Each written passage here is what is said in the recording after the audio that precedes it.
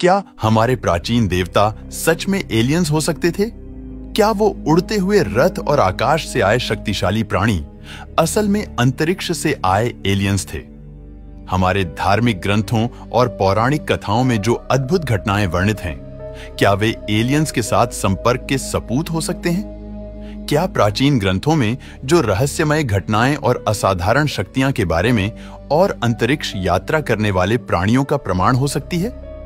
यह सवाल सिर्फ कल्पना नहीं है, बल्कि एक गहरा रहस्य है जो हमें अपने इतिहास और विश्वास पर पुनर्विचार करने के लिए मजबूर कर सकता है।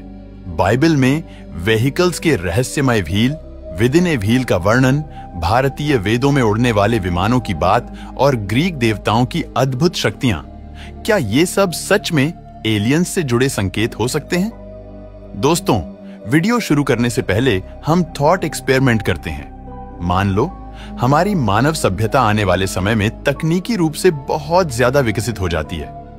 अब क्योंकि हम टाइप 3 सिविलाइजेशन बन चुके हैं, तो हमने ग्रेविटी के रहस्य को पूरी तरह से समझ लिया है और हमने एक ऐसा स्पेसक्राफ्ट बना लिया है कि हम पृथ्वी पर एक जगह से गायब होकर दूसरी जगह प्रकट हो सकते हैं और हमें एक दिन पता चलता है कि हमारे किसी पड़ोसी तारामंडल के किसी ग्रह पर जीवन फल फूल रहा है।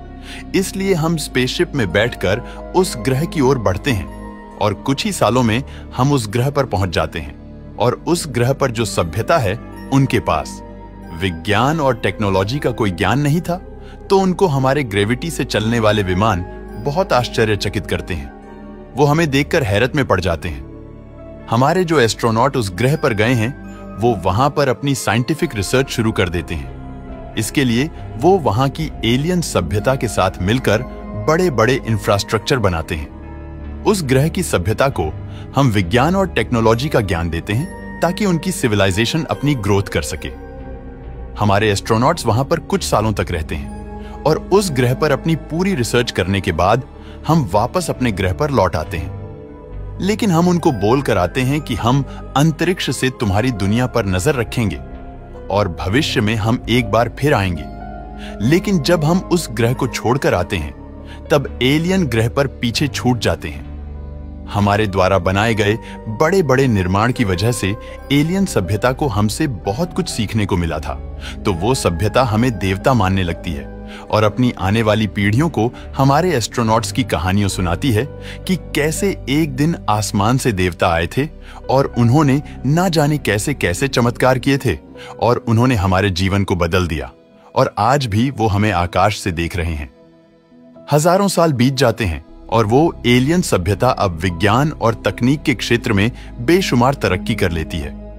लेकिन वो एलियन सभ्यता अपने हजारों साल पहले के इतिहास को देखती है तो उसे दिखाई देती है बड़ी बड़ी इमारतें। वो एलियन सभ्यता सोचती है कि हजारों साल पहले इतने भव्य निर्माण हमने बिना किसी टेक्नोलॉजी के कैसे बनाए, और वो सभ्यता उन रहस्यों को सुलझाने में जुटी रहती है। दोस्तों, वैसे तो ये एक थॉट एक्सपेरिमेंट है, लेकिन अगर हम अपने इतिहास की ओर झांक कर देखें तो क्या ऐसे ही रहस्य हमारे सामने भी नहीं है? दोस्तों, साल 1968 में एरिक वॉन डेनिकन ने एक किताब लिखी थी जिसका नाम है chariots on off the gods. यह पुस्तक प्राचीन खगोल यात्री सिद्धांत यानी अनसिएंट एस्ट्रोनॉट थ्योरी को प्रस्तुत करती है, जिसमें दावा किया गया है कि प्राचीन समय में पृथ्वी पर एलियंस आए थे और उन्होंने मानव सभ्यता के विकास में महत्वपूर्ण भूमिका निभाई। एरिक ने अपनी किताब में ऐसे ऐसे तर्क दिए जो हमें सोचने पर मजबूर कर देते हैं। चलिए जानते हैं एरिक द्वारा दिए गए उन तर्कों को। क्या गीजा के महान पिरामिड एलियंस की देन है?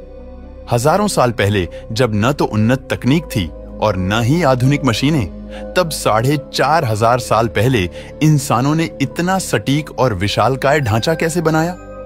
कुछ लोग मानते हैं कि इन पिरामिड के निर्माण में एलियंस की भूमिका हो सकती है, क्योंकि पिरामिड को इतनी सटीकता से बनाया गया है कि उनकी स्थिति चारों दिशाओं से बिल्कुल मेल खाती है। पिरामिड की चौड़ाई और ऊंचाई इतनी परफेक्ट है कि कोई सोच भी नहीं सकता है। यह भी कहा जाता है कि पिरामिड का स्थान ओरियन नक्षत्र के 3 प्रमुख तारों से मेल खाता है।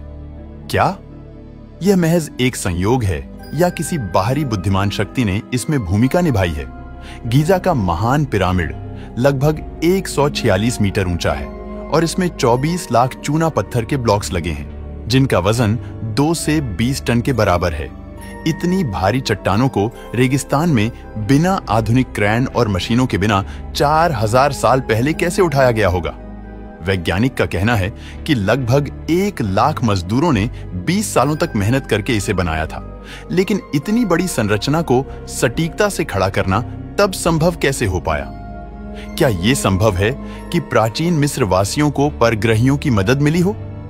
प्राचीन चित्रों में उड़न तस्तरियों के प्रमाण एबिडोस नामक एक जगह पर मंदिर की दीवारों पर कुछ रहस्यमय आकृतियां बनी हुई हैं। इन चित्रों में हेलीकॉप्टर, उड़न तस्तरी और आधुनिक विमानों जैसी आकृतियां दिखाई देती हैं। क्या ये प्राचीन मिस्र वासियों की कल्पना थी या उन्होंने सच में आसमान से आती हुई ऐसी चीजें देखी थीं? अजीब आकृतियों वाले देवता, मिस्र के देवता जैसे ओसिरिस, आइसिस और हॉरस की आकृतियां इंसानों से अलग थीं। क्या मिस्र के लोग असल में किसी एलियन सभ्यता की पूजा कर रहे थे? मिस्र के कुछ पवित्र ग्रंथों में लिखा गया है कि देवता आकाश से उतरे और उन्होंने मनुष्यों को ज्ञान दिया। कुछ शोधकर्ता मानते हैं कि ये देवता वास्तव में एलियंस थे, जिन्होंने प्राचीन मिस्रवासियों को इंजीनियरिंग और खगोल शास्त्र सिखाया। सुमेरियन सभ्यता और अनुरागी का रहस्य, क्या प्राचीन सुमेरियन सभ्यता को एलियंस ने बनाया था? क्या सुमेरियन सभ्यता के देवता वास्तव में दूसरी दुनिया से आए थे? सुमेरियन सभ्यता 5000 से 6000 साल पहले आज के इराक मेसोपोटामिया में मौजूद थी। इसे मानव इतिहास की पहली विकसित सभ्यता माना जाता है, जहां लिखने की कला, शहरों की योजना, कानून और खगोल शास्त्र की शुरुआत हुई। लेकिन सवाल यह है कि इतने पुराने समय में इतनी उन्नत सभ्यता कैसे बनी? क्या ये सब इंसानों ने खुद सीखा या किसी बाहरी शक्ति ने हमें सिखाया? सुमेरियन ग्रंथों में अनुनाकी नामक देवताओं का जिक्र मिलता है। अनुनाकी शब्द का अर्थ है जो स्वर्ग से धरती पर आए।